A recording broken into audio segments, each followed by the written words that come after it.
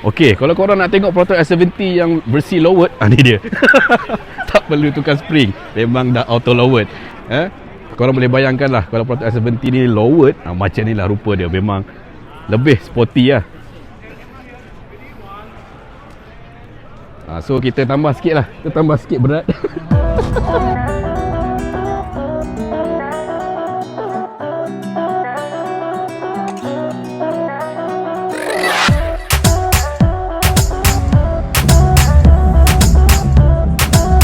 Rasanya belum tamat lagi cerita berkenaan dengan Proton S70 ni kan.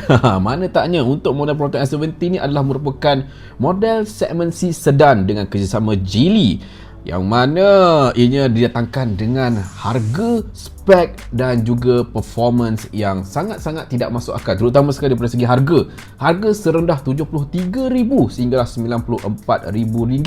Dan sebelum ni kita banyak tunjukkan berkenaan dengan variant flagship kan. So, untuk video pada kali ini kita akan lihat secara mendalam berkenaan dengan model ataupun variant paling rendah sekali, iaitu variant executive. Jom kita tengok. Okay, one thing yang obvious kita lihat pada variant executive ni, dia punya rim bersaiz 16 inci, lebih kecil berbanding dengan variant flagship menggunakan 17 inci. Tapi kalau kita lihat daripada segi bahagian sisi ni, okey je, tak nampak cacat mana pun. Kalau korang tengok dekat bahagian door lining ni menggunakan kemasan warna chrome, sama seperti yang terdapat pada variant flagship. Dan juga pada bahagian headlight juga, dia sama macam flagship, cumanya apabila waktu malam barulah kita tahu ini adalah lampu variant executive kerana ia menggunakan lampu jenis halogen, berbanding dengan variant flagship menggunakan lampu jenis LED. Tapi kalau waktu siang nampak macam sama je seperti variant flagship kan. Dan kalau kita tengok pada bahagian grill executive ni, dia ada casing untuk 360 camera. Dah macam ala-ala flagship kan, walaupun variant executive. Bab 360 camera ni dah banyak dah sekarang dekat aftermarket kan, korang boleh tambah sendiri. Pasal void warranty tu rasanya tak sure, sebab kebanyakan kedai aksesoris yang jual 360 camera ni kebanyakannya plug and play je. Betul tak? Walaupun ini adalah merupakan variant executive paling rendah, paling low sekali, Proton tak kedekut. Proton bagi juga blind spot monitor untuk variant executive. Terbaik. One thing yang obvious juga kita tengok pada variant executive ni, dia punya tail light tak sama macam variant flagship menggunakan tail light jenis light bar yang berjoget-joget kan. Untuk variant executive, dia menggunakan lampu jenis yang biasa lah, dipisahkan dengan garnish pada bahagian tengah. Tapi rasanya kalau kita tengok sekarang ni, orang Malaysia ni memang kreatif lah. Tak lama lagi mesti ada yang pandai modified, masukkan lampu tail light flagship ke executive. Alah, benda kita buat kan, tak ada masalah.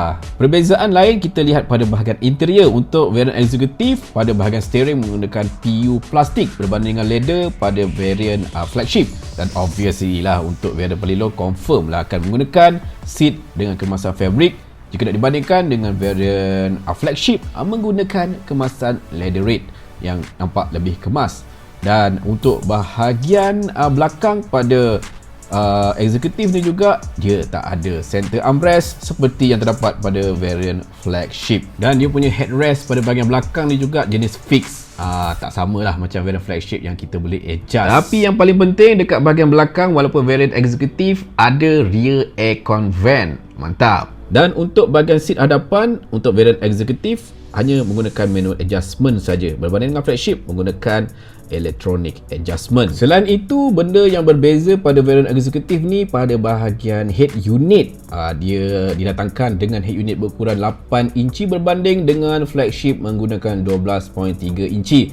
Saya rasa 8 inci infotainment system ni rasanya sama yang terdapat pada model Geely M Grand di Philippines. Selain itu, untuk variant executive juga pada bahagian aircon system, dia tak ada auto air conditioning seperti yang terdapat pada variant flagship. Untuk variant executive menggunakan manual air conditioning sahaja.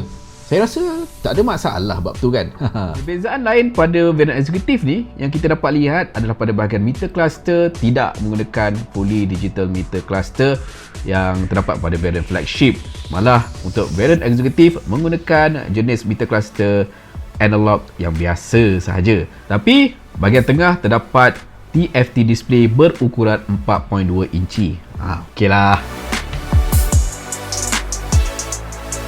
One thing yang saya suka untuk variant eksekutif ni, dia sama seperti variant flagship, bahagian dashboard menggunakan material soft touch yang sama.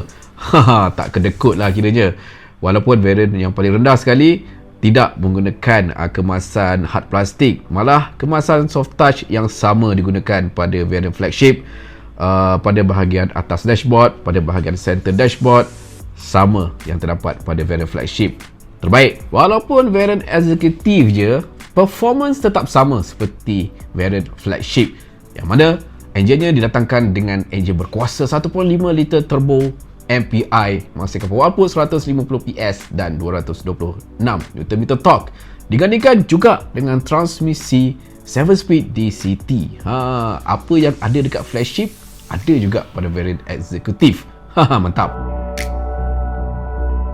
Tapi pada bahagian safety system ada banyak kekurangannya berbanding dengan variant flagship dan flagship X. Untuk variant eksekutif tidak didatangkan dengan sistem ADAS, tapi didatangkan juga dengan rear collision warning, lane change assist LCA, rear cross traffic alert RCTA dan door opening warning. Untuk intelligent cruise control, lane departure warning, lane departure prevention, sistem ADAS yang terdapat pada flagship tak ada pada variant eksekutif. Dan untuk variant eksekutif juga tidak didatangkan dengan reverse camera. Dia tak ada front parking sensor juga, tapi rear parking sensor ada. Cumanya daripada segi bilangan airbag sama seperti variant premium flagship dan flagship X, iaitu dibekalkan dengan 6 airbag front, side and curtain. Datangkan juga dengan ABS, EBD, brake assist, auto brake hold, ESC, TCS dan hill hold assist. Okey, itu yang terdapat pada variant eksekutif. So, apa pendapat korang berkenaan dengan Proton S70 variant eksekutif? Daripada segi design luaran sebenarnya tak nampak beza sangat pun antara eksekutif, premium, flagship dan juga flagship X. Cumanya daripada segi penggunaan rim lah berbeza, 16 inci dan juga 17 inci. Tapi daripada segi outlook rasanya tak nampak macam murah sangat lah variant eksekutif ni kan. Cumanya kalau korang ada bajet sikit, boleh tukarlah rim 17 inci kan. Rasanya tak ada apa masalah, terus jadi macam flagship. Dan untuk bahagian interior juga tak ada perbezaan yang sangat ketara jugalah, cumanya pada bahagian seat sajalah.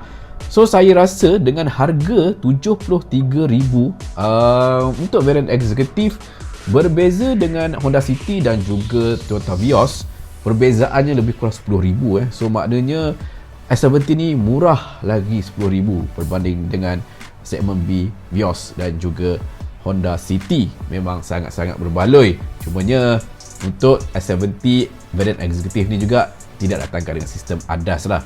Tapi untuk harga 73,000, korang nak apa lagi kan? Memang dah cukup berbaloi. So apa pendapat korang berkenaan dengan S70 variant eksekutif ni? Walaupun tak ada sistem ADAS, tapi daripada segi spek lain memang berbaloi lah dengan harga yang ditawarkan. Cumanya saya rasa sepatutnya Proton letakkan fungsi Adaptive Cruise Control untuk variant eksekutif premium. At least ada ACC lah kan.